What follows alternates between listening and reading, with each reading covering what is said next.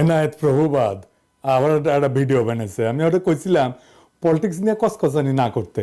ভারতীয় পণ্য বয়কট আন্দোলনের সময় ওর কুরকুরে নিয়ে উঠছিল।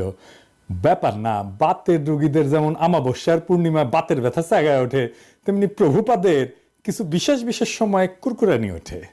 ওরে নিয়ে কিছু বলতাম না, কিন্তু একটা ভিডিও সারিছে, এটা নিয়ে কিছু না কইলেই না। মুশকিল হইলো কইছে বিএনপি নিয়ে।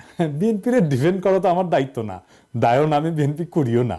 কিন্তু বিএনপি ব্যাশিং এর নামে কোন শয়তানিটা শ্রী শ্রী এনায়েত প্রভুপাত করতেছে সেটা দেখায় দেওয়া দরকার, কারণ এটা দেশের জন্য জাতির জন্য জরুরি। আমি ওরে প্রভুপাত বলি কারণ ও হইতেছে বিজেপির বুয়েট শাখার সভাপতি।